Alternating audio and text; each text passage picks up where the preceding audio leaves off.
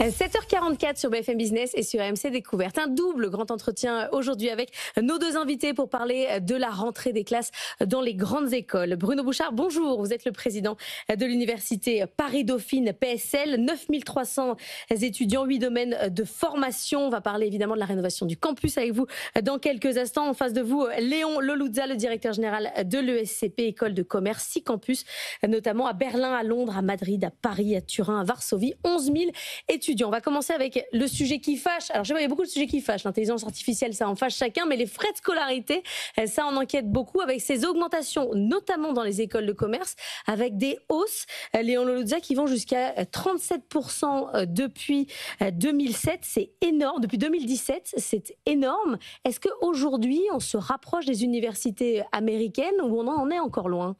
Justement, bonjour Laure. Quel est le prix de l'excellence? En fait, en France, le prix de l'excellence, c'est-à-dire les frais de scolarité, sont 4 fois moins chers qu'aux États-Unis et jusqu'à 2 fois moins chers au Royaume-Uni. Alors pourquoi ? Pourquoi, effectivement, les frais de scolarité remontent depuis quelques années? Est-ce que vous savez que nous avons plus de subventions publiques, de financement public, et donc nous sommes en ressources propres? C'est la raison pour laquelle. Et aussi, une raison, c'est que nous devons recruter des professeurs internationaux pour faire une compétition mondiale.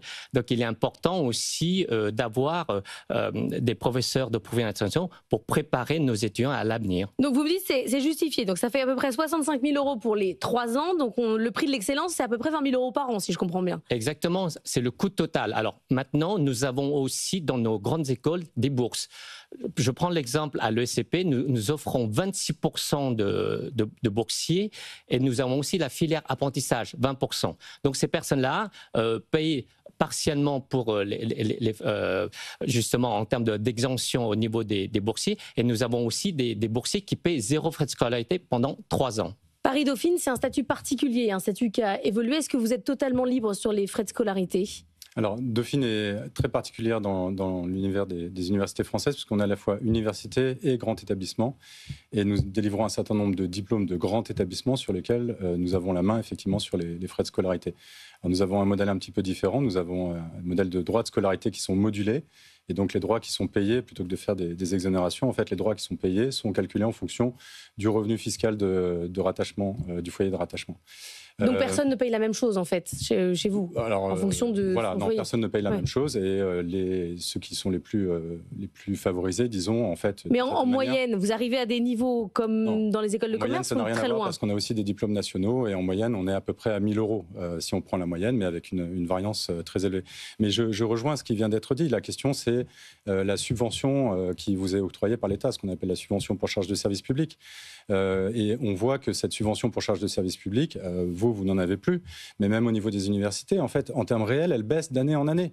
Dauphine, c'est plus que 50% qui est couvert par l'État. Les 50 autres % doivent être couverts par des ressources propres. Donc, c'est les droits de scolarité.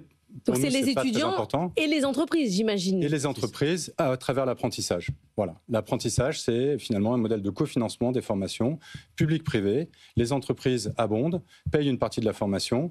L'État paye l'autre partie. En plus, ça a un facteur égalité des chances très important parce que les étudiants reçoivent un salaire et ça leur permet de poursuivre en licence et en master. Vous savez, sauf si vous êtes dans une école de commerce, mais sinon, ce qui coûte cher pour la poursuite d'études, à l'université, évidemment, ce n'est pas les droits de scolarité, c'est le coût de la vie, tout simplement. Se loger, se nourrir, etc. Mais ce qui veut dire que sur l'apprentissage, tous les deux, vous dites oui, triple oui. C'est-à-dire que pour votre financement, c'est fondamental. Absolument, il faut encourager la filière d'apprentissage dans l'enseignement supérieur. Et en plus, comme disait mon collègue, c'est qu'en plus, ils perçoivent une rémunération. Ils ne payent pas de frais de scolarité durant leur filière apprentissage. Donc ça, c'est... Oui. La question quand même, parce que 20 000 €, ça reste quand même un coût par an. Est-ce qu'à la fin, pardon de vous parler trivialement, mais est-ce qu'on en a pour son argent? C'est-à-dire le retour sur investissement est excellent. En moyenne, par rapport... comment on calcule? C'est en fait le coût total des études par rapport au salaire de sortie. Nous, dans nos écoles de commerce, c'est entre 6 mois et 14 mois. Donc vous voyez que le retour sur investissement est excellent. Deuxième chose, c'est que dans nos écoles de commerce, nous avons, grâce au partenariat évidemment avec les banques, des taux bonifiés. Et même avec des taux d'intérêt 0%. Donc, vous voyez que c'est vraiment pour accompagner. Alors maintenant, c'est sûr que si le gouvernement nous favorisait d'autres mesures, comme moi, je préconisais en fait, vous voyez, que comme c'est un investissement, il faut que, par exemple, pour les foyers fiscaux, les intérêts puissent être déductibles des impôts. Un exemple. Un des financements fondamentaux, ce sont aussi les étudiants étrangers. C'est quoi leur place à Paris-Dauphine? Est-ce qu'ils payent plus cher que les autres? Non, pas vraiment, un petit peu, mais ça dépend des parcours, pour être très honnête, donc c'est pas tout à fait homogène. À Dauphine, c'est à peu près 23% d'étudiants étrangers, plus beaucoup d'étudiants qui viennent en mobilité en plus de ces 23%, parce qu'on accueille à peu près entre 600 et 800 étudiants internationaux pour un semestre chaque année. Ce qu'il faut quand même, c'est les attirer, c'est être bien placé dans les classements internationaux. Alors vous montez notamment, je crois, dans celui du Financial Times, mais il faut absolument être dans le top 10. Pour ça, il faut que le niveau soit toujours au top. Vous voyez, vous, Léon Loulouza, un niveau baissé globalement sur le niveau de mathématiques. Est-ce qu'il y a une inquiétude particulière ? Je crois que dans les classements internationaux, la France, nos grandes universités, nos grandes écoles de commerce et d'ingénieurs sont excellents et on voit nos classements s'améliorent. Je prends l'exemple de l'ESCP. Nous avons la chance depuis 3 ans d'être numéro 1 mondial en master de finance dans le classement Financial Times. Alors maintenant, il est clair qu'il y a un paradoxe, c'est-à-dire que nous vivons dans un monde de l'intelligence artificielle, des grandes données. On pense que c'est la facilité.